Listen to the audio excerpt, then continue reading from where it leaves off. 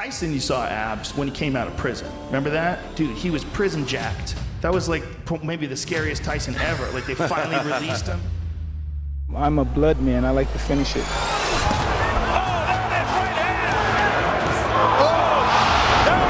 After a false accusation and 3 long years behind bars, the most vicious and terrifying version of Iron Mike was freed. When he was released from prison, this man became even bigger than life. When most people are down and headed in the wrong direction, he became more famous. While he was in prison, a few pathetic cowards snatched Tyson's defenseless titles, convinced that he would return as a Rusty Mike. I'm gonna break his will. I'm gonna break his will early. I'm the champ now, Tyson. You're just a little nobody now.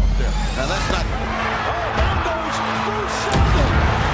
But today we'll show you how prison Mike Tyson has returned to track down every one of them, reclaim the belts they dishonorably stole, and become the king of boxing once again. Mike Tyson is champion again! Peter McNeely, a legit maniac, with 31 of his 37 fights ending before the final bell. But then, this is all from the first round. Went down again. Although a woeful 14-40-2 going in. Thanks to his wild style and complete lack of breaks, they dubbed him the Hurricane. And sitting at the absolute peak of his powers, McNeely apparently figured that Tyson, who'd been sharpening his fangs for 3 straight years, wouldn't be a problem. I'm Hurricane Peter McNeely from Medfield, Mass. On Saturday night, watch me kick Tyson's ass. And that's true, I have predicted a knockout. When I wrap Mike Tyson in a cocoon of horror. But you cannot reason with a tiger when your head is in its mouth. The moment the bell rang, this idiot literally charged at Mike. Comes right at Mike Tyson. Down goes McNeely. Seconds into the first round.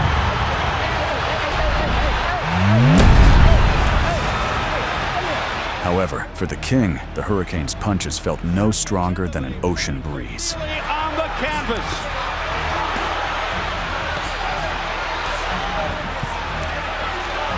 Mike Tyson going to the uppercuts on the inside. Tyson seeming to just hang back there waiting for that one shot. He isn't moving, and he's letting McNeely get it. 1 minute gone by. McNeely's already been down. I'll tell you what, Steve.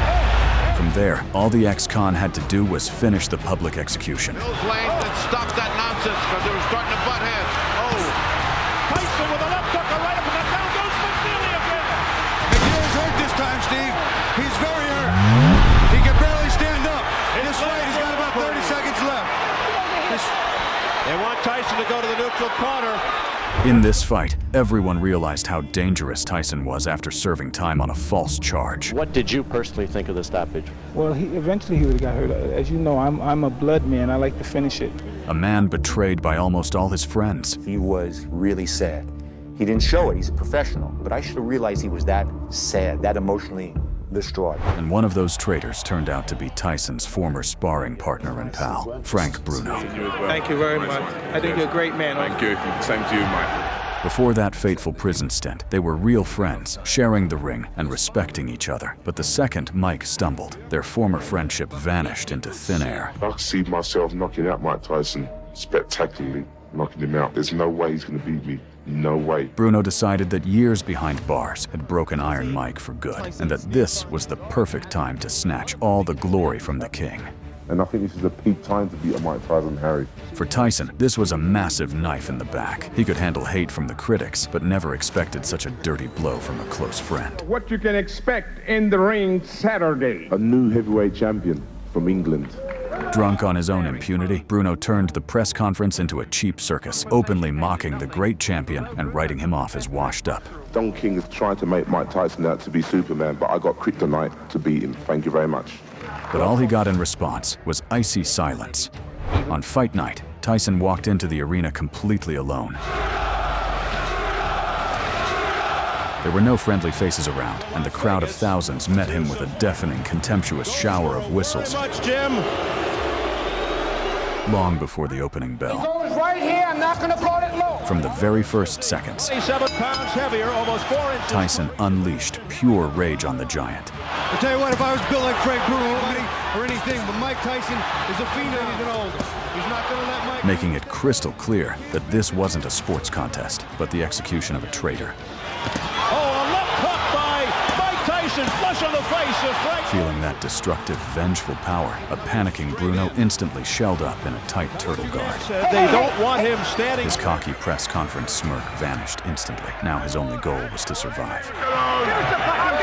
Right after came a monstrous shot to the jaw. Looking for the Tyson of McNeely and Mathis. Here's a combination uppercut by Tyson. Tyson laying it on, pouring it on. Down goes Bruno. Forcing the referee to put an immediate stop to this merciless beatdown. It is all over. It is all over here in round 3. Mike Tyson is champion again. And that is it. That night, Iron Mike didn't just add the WBC belt to his collection. He took brutal revenge on the man who put a knife in his back and abandoned him in the darkest hour of his life. And I think this is a peak time to beat a Mike Tyson Harry. Post-prison Tyson was driven by pure obsession. He craved becoming the undisputed heavyweight king once again. And to do that, he needed the WBA belt. And the rightful owner of that belt was a real-life monster named Bruce Seldon. Got to Bruce Seldon. Every once in a while, you got to step into. Bruce was a lethal champion whose power shots were literally taking heads off.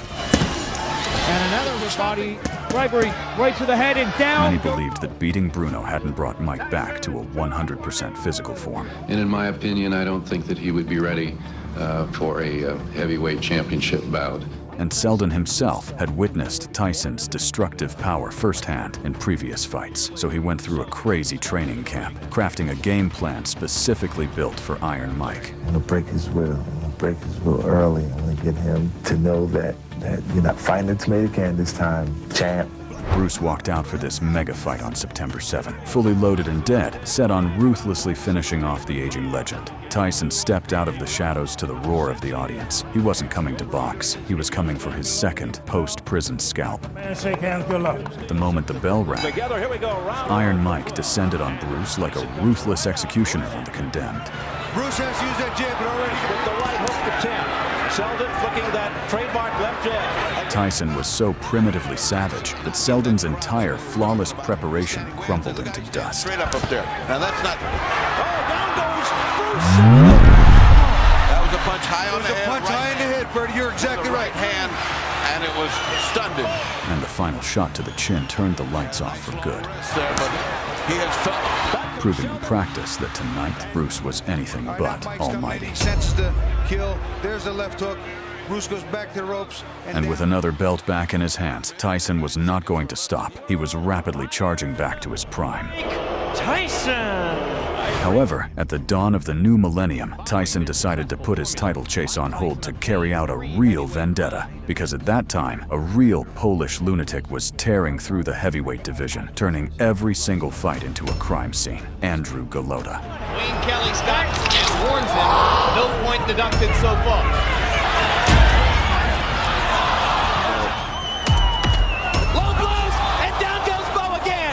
However, by brutally injuring one of the few friends who stood by Mike Tyson. Do you like Riddick Bowe?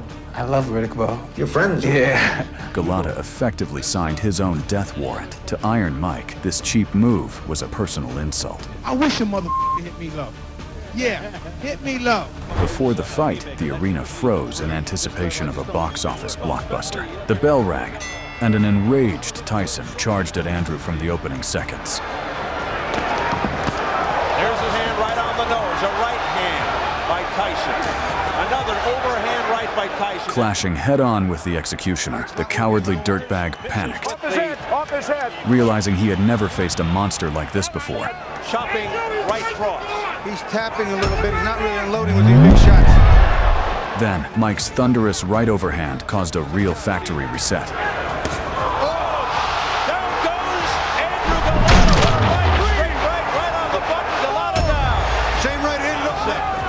After that, Iron Mike methodically and slowly beat the rascal down. But how much more can he take? Tyson again. Turning the fight into torture for Golota. And he seems fearful to throw him. Again, working that cut. And a left hook to the head. But as soon as the fighters went to their corners, complete chaos broke out in Golota's corner.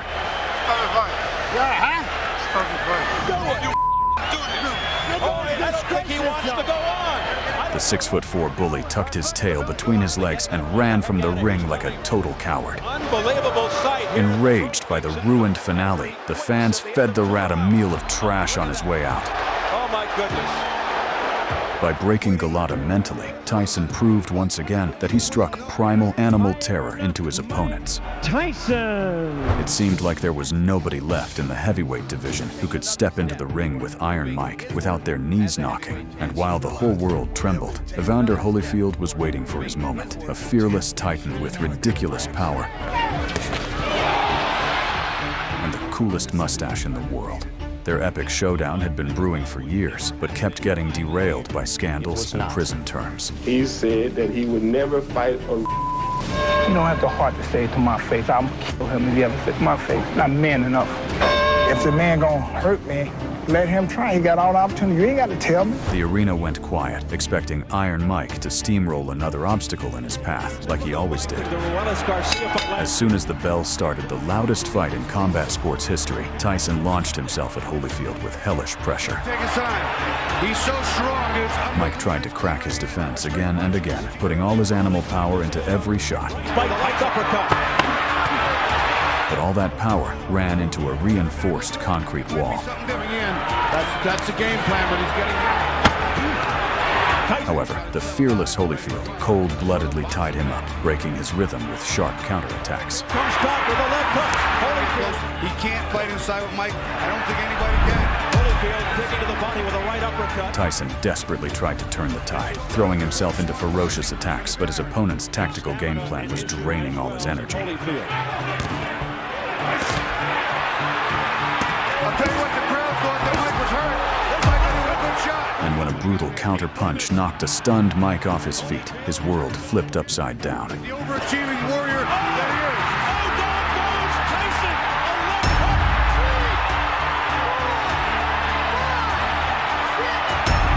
That was a body shot. The main predator in world boxing fought back until the end, refusing to believe he was now the one being hunted. Mike Tyson, but a glancing blow back. He's going for it.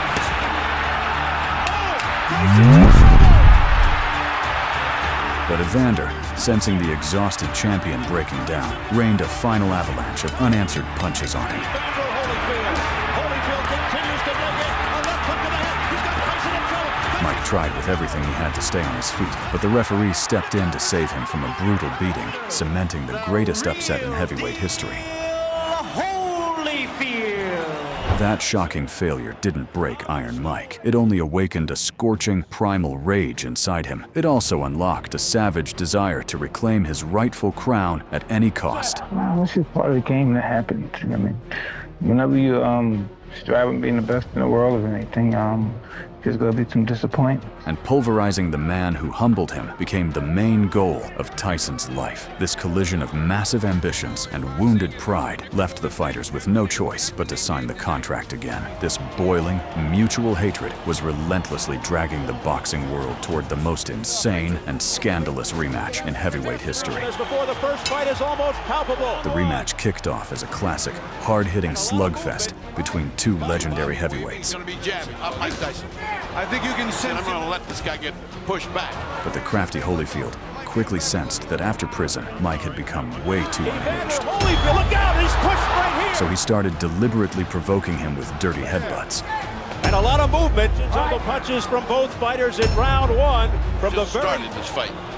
And again, just like in the first fight, Tyson. The champion's impunity acted as a fatal trigger for Iron Mike that broke all the barriers he had. The crowd in the arena was waiting for the enraged contender to reply with a crushing knockout. Pushing into the ropes by Holyfield. But suddenly, something happened that absolutely no one could have seen coming.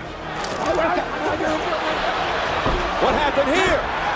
Instead of throwing a heavy shot, the completely unhinged predator lunged forward and bit straight into Evander's ear. Look at him. You can see it. You can see it.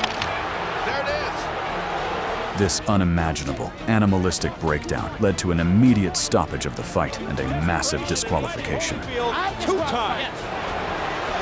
Look out now.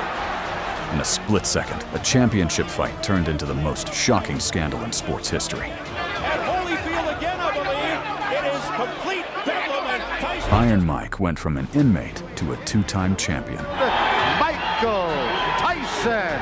Having felt the full injustice of the world in an instant, Don King is trying to make Mike Tyson out to be Superman, but I got kryptonite to beat him. he entered the ring with extra malice and motivation. Looking for the Tyson of one McNeely and Mathis. Here's a combination uppercut by Tyson. Tyson. This video featured the meanest and most brutal version of Mike Tyson. Tyson with a left hook, a right uppercut. Down goes McNeely. This was Boxing Space. See you again.